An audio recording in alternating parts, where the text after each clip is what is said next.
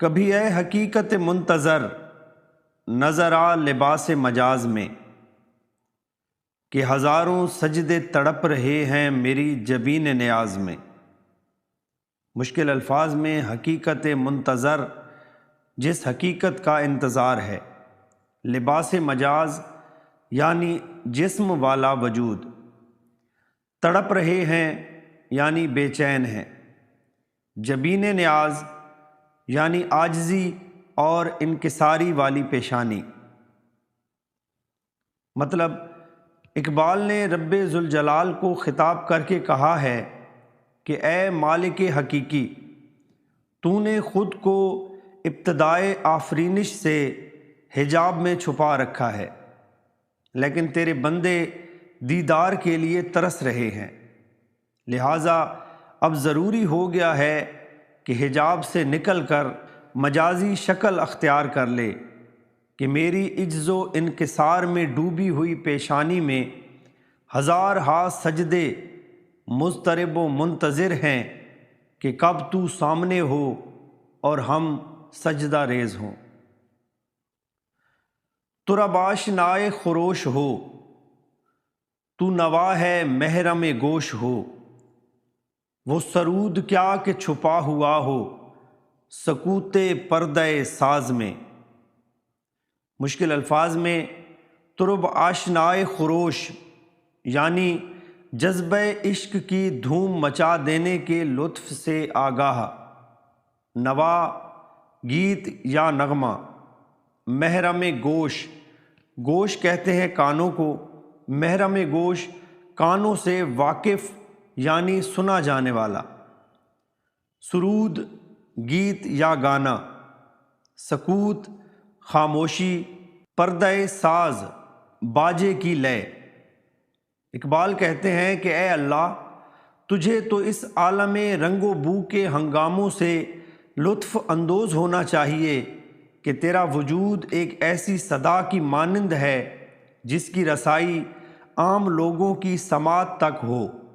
یوں بھی ایسے نغمے کی کیا حیثیت ہے جو ساز کے پردے کی خاموشی میں گم ہو کر رہ جائے۔ تو بچا بچا کے نہ رکھ اسے، تیرا آئینہ ہے وہ آئینہ، کہ شکستہ ہو تو عزیز تر ہے نگاہ آئینہ ساز میں۔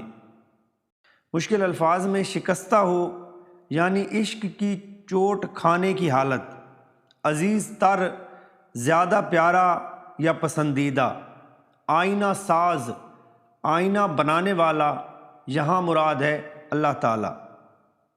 اقبال اس شعر میں انسانوں سے مخاطب ہو کر کہتے ہیں کہ اے محبوب، تیرا دل بے شک ایک آئینے کی مانند ہے، یہ بھی فطری امر ہے کہ تو اسے ٹوٹنے سے بچا رہا ہے، لیکن یہ عمل شاید مفید نہ ہو، کیونکہ دل جب ٹوٹ جاتا ہے تو باری تعالیٰ کی نگاہوں میں زیادہ عزیز تر ہو جاتا ہے۔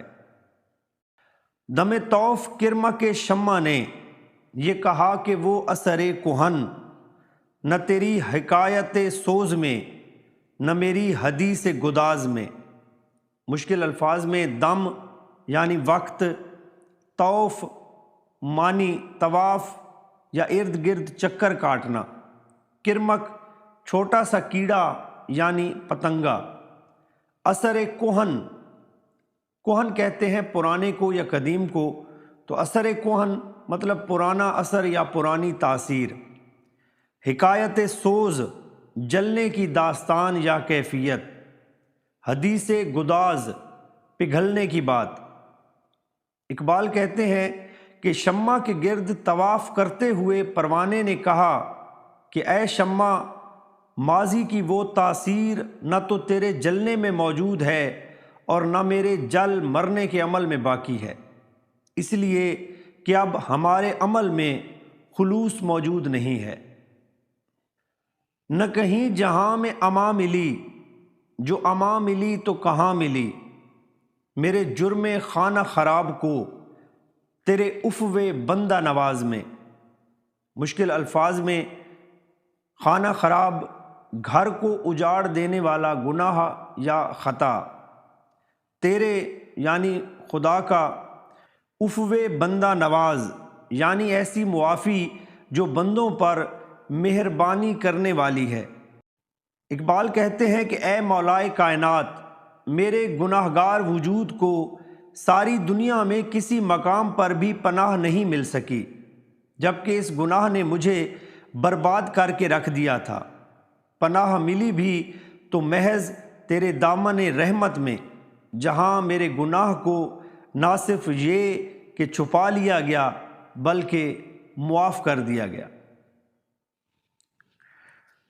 نہ وہ عشق میں رہیں گرمیاں، نہ وہ حسن میں رہیں شوخیاں، نہ وہ غزنوی میں تڑپ رہی، نہ وہ خم ہے زلف ایاز میں۔ مشکل الفاظ میں گرمیاں یعنی جذبے محبت کی تپش یا حرارت، شوخیاں ادائیں یا دل موہ لینے والے ناز و انداز۔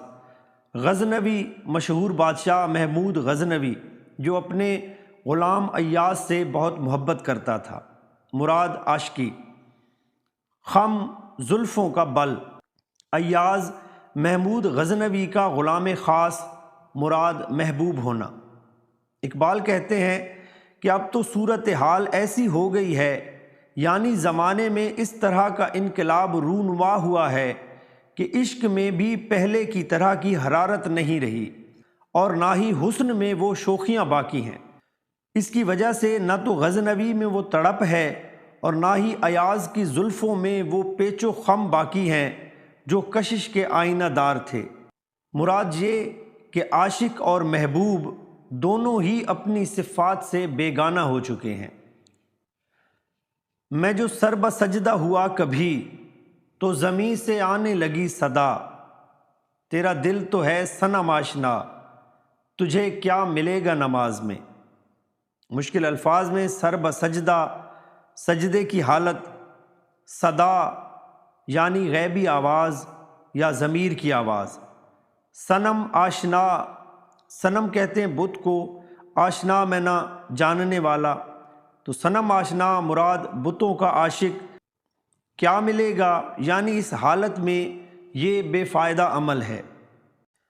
اقبال کہتے ہیں کہ اپنی بے عملی کے باوجود میں اگر کبھی سجدہ ریز ہوا تو زمین سے یہ صدا سنائی دی کہ تیرا دل تو بتوں کا پرستار ہے، پھر تجھے اس نماز میں آخر کیا ملے گا کہ خلوص کے بغیر کوئی بھی عمل درست نہیں ہوتا اور نہ ہی اس کا کوئی اچھا نتیجہ نکلتا ہے۔ تو یہ تھی آج کی نظم، امید ہے آپ کو پسند آئی ہوگی۔ اپنا بہت خیال رکھیے گا۔ اللہ حافظ۔